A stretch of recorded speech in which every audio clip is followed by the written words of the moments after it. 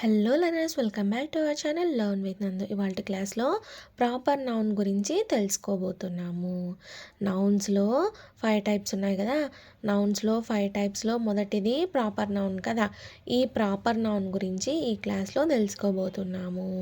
Proper noun అంటే proper అంటే particular అని అర్థము. నౌన్ అంటే నామవాచకము లేదా పేరు అని అర్థము కదా. ప్రాపర్ నౌన్ అంటే పర్టికులర్ పేరు,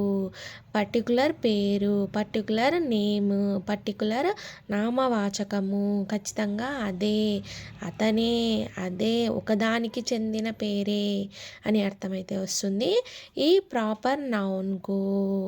అర్థమైందన్న. ప్రాపర్ అంటే ప్రత్యేక, నౌన్ అంటే పేరు, నామవాచకము అని అర్థము. ప్రాపర్ నౌన్ని తెలుగులో ప్రత్యేక నామవాచకము లేదా ప్రత్యేక పేరు అని అంటారు. అర్థమైందా? ప్రాపర్ నౌన్ని తెలుగులో ప్రత్యేక పేరు లేదా ప్రత్యేక నామవాచకము అని తెలుగులో మీనింగ్ అయితే వస్తుంది. A proper noun is a name of A particular person, place, thing or an animal. Proper noun అంటే అది కూడా ఒక పేరే. ఏమంటే ఆ పేరు అనేది ఎలా ఉంటుంది? పర్టికులర్ పర్సన్ యొక్క పేరు, పర్టికులర్ ప్లేస్ యొక్క పేరు, పర్టికులర్ థింగ్ యొక్క పేరు లేదా పర్టికులర్ యానిమల్ యొక్క పేరు అనమాట. అర్థమైందా? అన్ని పేర్లే. సీత అనుకోండి, ఖచ్చితంగా ఆమెనే సీత అంటే. అర్థమైందా? రామ అంటే ఖచ్చితంగా అతనే మనకి గుర్తొస్తాడు, అలా అనమాట. అర్థమైందా? నా పేరు నందిని కదా, నా పేరు నందిని. నందిని అంటే నేనే గుర్తొస్తా నా ఫ్రెండ్స్కి కానివ్వండి, లేకపోతే మా పేరెంట్స్కి, నా సిస్టర్స్కి, మా రిలేటివ్స్కి నందిని అంటే నేను గుర్తొస్తాను అనమాట. అలా అర్థమైందా? ఒకదానికి చెందిన దాన్ని మాత్రమే, ఒకదానికి చెందిన పేరుని మాత్రమే. అర్థమైందా? ఒకదానికి చెందిన, ప్రత్యేకంగా దానికే చెందినటువంటి పేరు అని అర్థమైతే వస్తుంది ఈ ప్రాపర్ నౌన్కు. ప్రత్యేకంగా ఒకే వ్యక్తికి, ఒకే స్థలమునకు, ఒకే వస్తువునకు, ఒకే జంతువునకు చెందినటువంటి పేరు అని అర్థము. అర్థమైందా? అంటే ప్రాపర్ అంటే పర్టికులర్ అంటే ఒకటే, దానికి మాత్రమే చెందింది ఆ పేరు అనేది, దానికి మాత్రమే చెందిన పేరు అని అర్థమైతే వస్తుంది ఈ ప్రాపర్ నౌన్కు. అర్థమైందా? సో ప్రాపర్ అంటే పర్టికులర్, ఇంకా దానికి చెందిందే అని అర్థమైతే వస్తుంది. ఈ ప్రాపర్ నౌన్ అంటే సింపుల్గా చెప్పాలి అని అంటే ప్రత్యేకమైన పేరు, ప్రత్యేకంగా పెట్టిన పేరు అని అర్థమైతే వస్తుంది ఈ ప్రాపర్ నౌన్కు. అర్థమైందా? ఏదైనా ఒక సంస్థకు ఒక పేరు అయితే పెట్టినారనుకోండి, ఆ పేరు అనేది ప్రత్యేకంగా పెట్టింటారు కదా. సో అలాంటి దాన్ని ప్రాపర్ నౌన్ అంటారు. ప్రత్యేకంగా పెట్టిన పేరు అని అర్థము ఈ ప్రాపర్ నౌన్కు.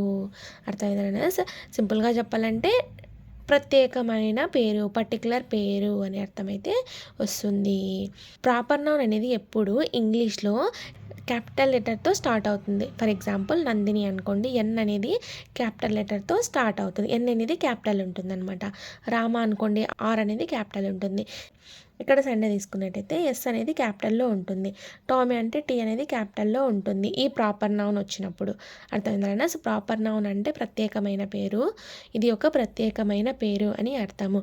ఇంగ్లీష్లో ఈ ప్రాపర్ నౌన్ని యూజ్ చేసినప్పుడు మొదటి లెటరు, ఆ పేరు యొక్క మొదటి లెటరు, ఆ పేరులో ఉన్నటువంటి మొదటి లెటర్ ఏదైతే ఉంటుందో ఆ లెటర్ అనేది క్యాపిటల్లో ఉంటుంది.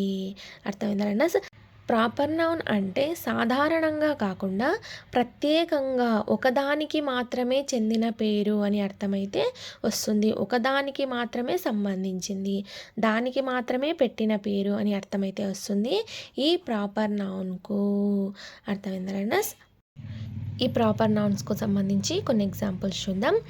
పర్టికులర్ పర్సన్స్లో ఈ ప్రాపర్ నౌన్స్ని యూజ్ చేసినప్పుడు ఎలా ఉంటుంది అనేది చూద్దాం.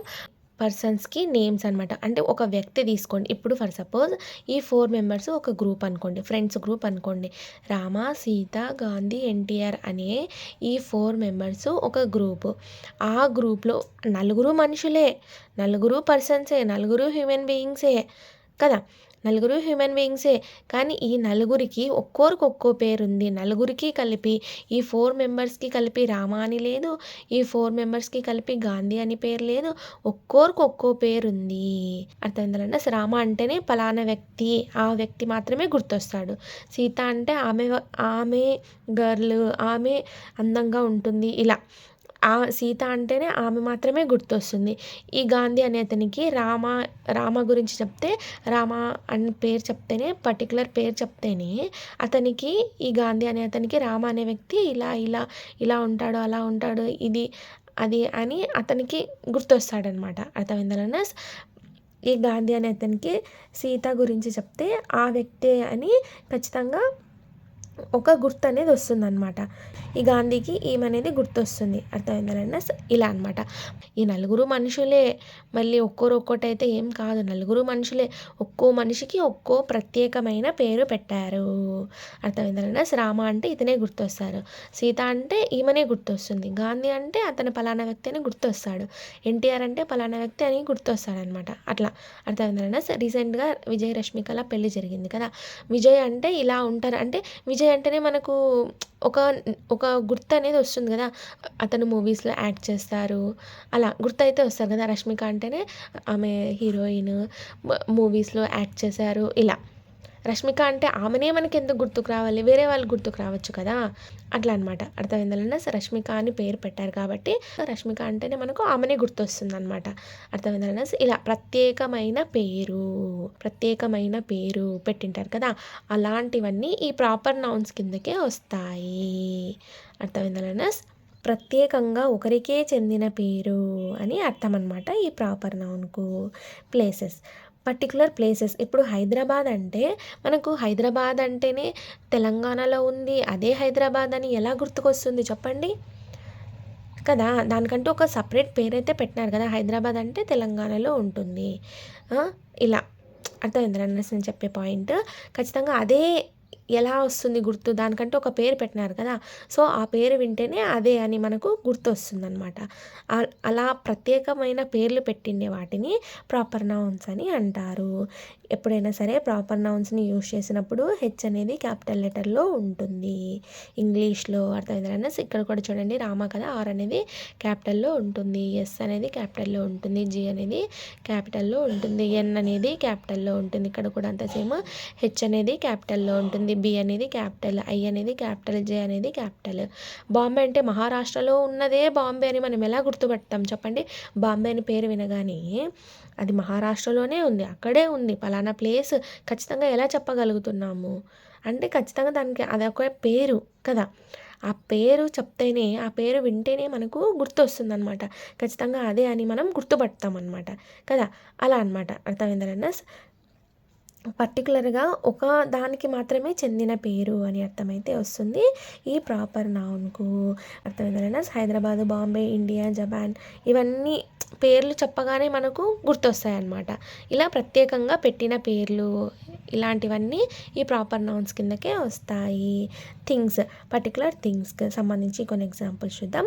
Gemini tea, VIP suitcase, Samsung cell. Gemini tea అంటే టీ పౌడర్ ఇలా ఉంటుంది, ఇలా అలా అని ఒకటంటూ మన మైండ్లో వస్తుంది కదా జెమినీ టీ అంటేనే అలా. విఐపి సూట్ కేస్ అంటే మంచి బ్రాండ్, మంచిగా ఉంటాయి సూట్ కేసులు తీసుకుంటే, ట్రావెలింగ్కి బాగుంటాయి, కంఫర్టబుల్గా ఉంటాయి అని ఇలా మన మైండ్లో ఒకటంటూ గుర్తొస్తుంది అనమాట ఆ పేరు వింటూనే కదా.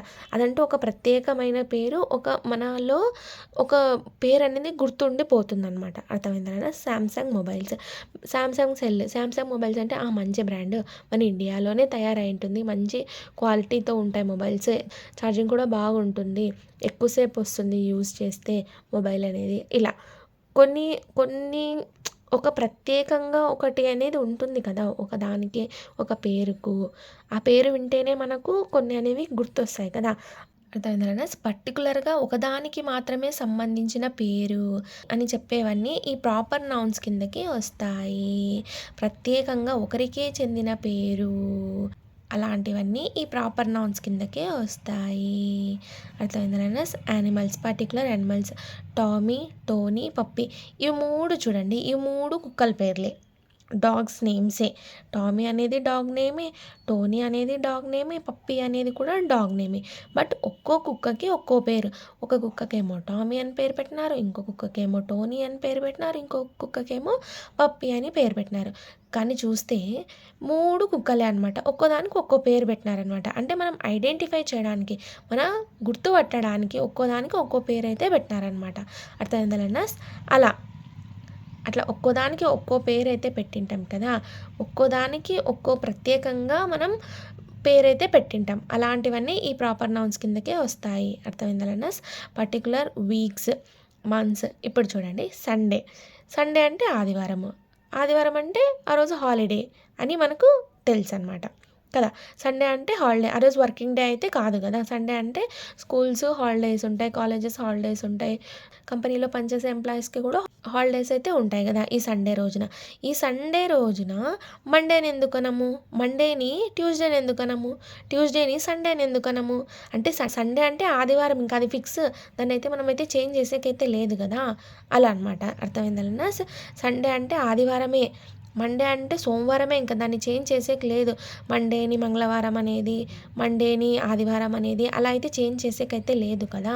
సో, దానికంటూ ఒక పేరు ఫిక్స్ చేసేసారు ఇంకా. సండే అంటే సండేనే, ఇంకా దాన్ని ఎలా ఏ విధంగా చేంజ్ చేసేకి లేదు కదా! సో, దానికంటూ ఒక ప్రత్యేకంగా పేరు పెట్టేసినారనమాట. అర్థమైందా? అలాంటివన్నీ ఈ ప్రాపర్ నౌన్స్ కిందకే వస్తాయి. ఇక్కడ సండే చూడండి, సండేలో ఎస్ అనేది క్యాపిటల్ అనమాట. మండేలో ఎం అనేది క్యాపిటల్ అనమాట. ఇలా పర్టికులర్ వీక్లో డేస్ నేమ్స్ కూడా ఈ ప్రాపర్ నౌన్స్ కిందకి వస్తాయి. మంత్ నేమ్స్ జూను, జూలై, మే, ఏప్రిల్ ఇవన్నీ మంత్ నేమ్స్ కదా! జూన్ తర్వాత జూలై వస్తుంది, ఆగస్ట్, ఏప్రిల్, మే. వీటినైతే మనం చేంజ్ చేసే లేదు కదా! జూన్‌ని మే అనకూడదు, మేని ఏప్రిల్ అనకూడదు, ఏప్రిల్‌ని ఏప్రిల్ అనే అనాలి, మేని మే అనే పిలుస్తాం కదా! అట్లా అనమాట. అర్థమైందా? ఒకదానికంటూ ప్రత్యేకంగా పేరు పెట్టింటారు. అర్థమైందా? ఆ ప్రత్యేకమైన పేరుని ప్రాపర్ నౌన్ అని అంటారు. ప్రత్యేకంగా ఒకరికే చెందిన పేరు, సాధారణంగా కాకుండా ఒకదానికి మాత్రమే చెందిన పేరు, ఒకదానికి మాత్రమే సంబంధించిన పేరుని ప్రాపర్ నౌన్ అని అంటారు.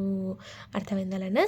ఇప్పుడు ఏదైనా షాపింగ్కి వెళ్ళామనుకోండి, వాళ్ళు అడుగుతారనమాట, ఏ టైప్ ఆఫ్ శారీస్ కావాలి మేడం, లేదా ఏ టైప్ ఆఫ్ డ్రెస్సెస్ కావాలి అని అడుగుతారనుకోండి.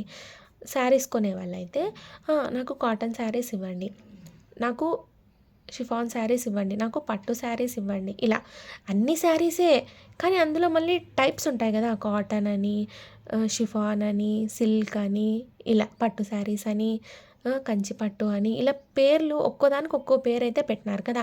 అలా ఒక్కోదానికి ఒక ప్రత్యేకమైన పేరు పెట్టిన దాన్ని ప్రాపర్ నౌన్ అని అంటారు. అర్థమైందా? శారీస్, కాటన్ శారీ తీసుకోండి, అది కూడా శారీనే. పట్టు శారీ, అది కూడా శారీనే. షిఫాన్ శారీ, అది కూడా శారీనే. సిల్క్ శారీ, అది కూడా శారీనే. పాలిస్టర్ శారీ, అది కూడా శారీనే. అన్ని శారీసే కదా! ఒక్కోదానికి ఒక్కో పేరైతే పెట్టినారు కదా! ఆ ఒక్కోదానికి ఒక్కో పేరు పెట్టిన దాన్నే ప్రాపర్ నౌన్ అని అంటారు. అర్థమైందా? ఇంకా కాటన్ శారీ అంటే ఇంకా అదే కాటనే గుర్తుకొస్తుంది మనకు. పట్టు శారీ అంటే పట్టు శారీనే గుర్తొస్తుందనమాట. అలా. అర్థమైందా? ఇది ఇవాల్టి క్లాస్ ప్రాపర్ నౌన్స్ గురించి. అర్థమైందా? ప్రాపర్ నౌన్స్ అంటే ఏం లేదు, పర్టిక్యులర్ ఆ పేరు అనేది దానికి మాత్రమే చెందిన పేరు అని అర్థమైతే వస్తుంది. ప్రాపర్ నౌన్ అంటే ప్రత్యేకమైన పేరు, ప్రత్యేకమైన నామవాచకము, ప్రత్యేక నామవాచకము అని ఈ ప్రాపర్ నౌన్కు తెలుగు అర్థము. అర్థమైందా? Thank you so much for watching this video. Please subscribe to Learn with Nandu channel for more videos. Thank you.